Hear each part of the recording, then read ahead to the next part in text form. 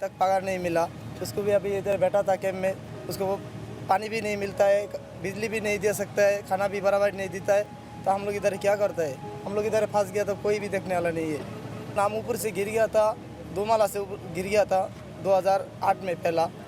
ये कंपनी में मेरे को मेडिकल में नहीं लेके गया था, अभी तक इधर पिंट है, बहुत मुश्किल है मेरे को, तो कोई देखने वाला नहीं है। हम मुल्क जाने वाला तो, लेकिन कंपनी भी नहीं बेचता है।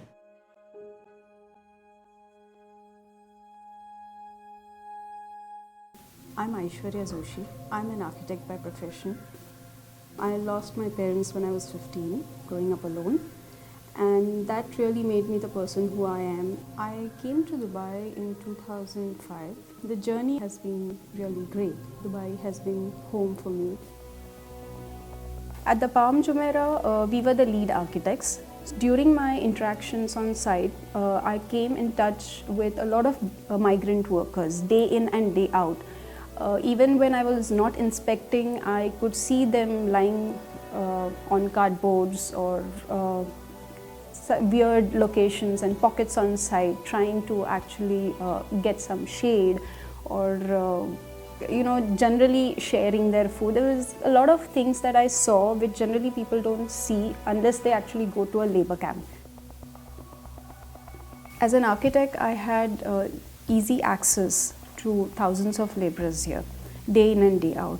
So every day I could actually get more insights into how their life functions. A lot of workers lost their jobs because they are here in thousands. So when a project goes on hold or a project is stopped indefinitely, I think there are 1,000 people or minimum 500 people that lose their job, especially during recession. They still wanted to stay back, but considering they don't have enough education or they are not aware of the rules and regulations of this country, they do not realize that staying back is not going to solve their problems, rather it's going to just add on to their problems. There were a lot of health issues among them. There was no proper medical insurance that added to their woes. There was no effective communication between the laborers and their employees. पहले किसी को नहीं पता चला, तो बुरे हाल में जाना चाहता है। एक दिन खाना मिलता है, एक दिन नहीं मिलता है, ऐसे ही करते वो पूरा है इधर, वो तक से ऊपर है ये पूरा पार्क कंपनी के रूम से था और उधर से निकल दिया पूरा।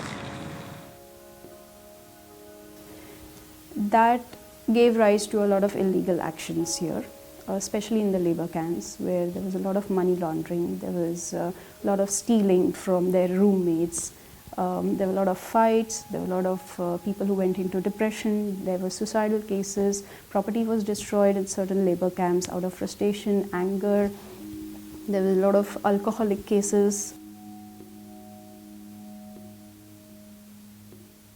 They didn't know how to cope up with this situation. People like you and me can take a call. For them, they wanted to stay and do all sorts of odd jobs.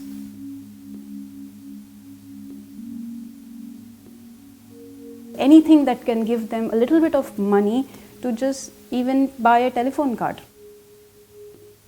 Kind of created a lot of people who in labor camps who were staying there illegally. They were going through very difficult conditions at work because recession is not going to change the weather in Dubai. It's summer. If it's summer, it's hot. Sometimes there was not enough water in the labor camp, or they didn't even have clothes to change. I found the belongingness that they had was really touching, and the laborers who received food from the companies used to share it with them. When you're on Emirates Road, you take a sudden detour to Sharjah. That's an industrial area. The concrete roads turn into sand, and you have to actually slow down your vehicle and try to find your road. You will see people just walking there in slippers or shorts or shabby clothes, just moving around. You'll see a lot of people around groceries. and a lot of people on bicycles trying to take whatever they can. There was a thought process evolving in my system that how can I make this better? How can I make this better? What is the solution? Where is the sustainability? And that's how my journey began. I went with my set of questions to them and I said, okay, how can I make your life better? That's where this thought came to my mind for the first time, that I need to do something where I can convert them from the receiving end to the giving end. If I manage to do that, then I can break this vicious cycle. Not all of them are aggressive. Not all of them are here to actually create issues in this country. They are just normal people. And that's when I took a call. That was a turning point in my life. And I decided to quit my job, go on a sabbatical, and just do a reality check and see what is it that I really want to do and how can I make my life better while helping others. I came across International Association for Human Values. I interacted with them and they provided me with the manual that they were using. But I wanted some input from the corporate also. I wanted them to take responsibility. Acumen came in at the right time and I participated in that competition in November. And I was one of the top 10 finalists at Dubai International Financial Center. Each one of us was given a mentor to streamline our ideas. And that's how my social enterprise, which I call the Lighthouse Cohort now, evolved and was born. We went to Ras Al Khaimah. That workshop taught me a lot. I was given a notorious batch of 25 people. They told me that if you can change their behavior, I think Dubai is a piece of cake.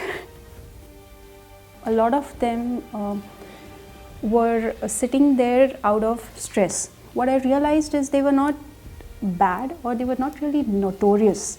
Their nature was not to trouble people.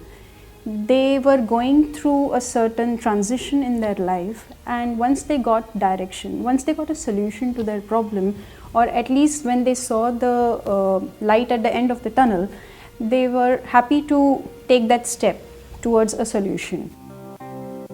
The boy really brought tears to my eyes because he just said that the last 3 days have been wonderful, and all I have to say is I have never smiled so much in my entire life as much as I have smiled in the last 3 days. He was finding it very difficult to just smile. And how difficult is that? So that brought out the best in me, that brought out a lot of creative ideas, and I realized that it's easier to reach out to them when I play games with them, when I take them through real life scenarios and I bring out that understanding of what they should do through that game or through role playing. Through this project, it contributes to his personal growth, well-being. It also helps him to manage his time constructively, both on a personal level as well as at the workplace. It helps him to communicate assertively and effectively. And it also helps him to understand his rights, but at the same time, his obligations also in this country. And most important, it helps him to manage his income well.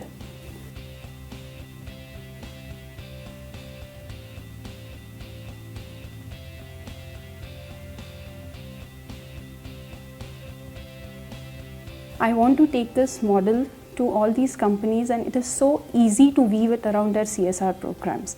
It's not about what the Lighthouse does, it's about what the Lighthouse can offer to these companies, and they have to take it forward. इतना सीखने को मिला, मैं आगे भी बढ़ सकता हूँ। आप लाइटहाउस बनेंगे? लाइटहाउस इंशाल्लाह जरूर बनेंगे। Thank you very much.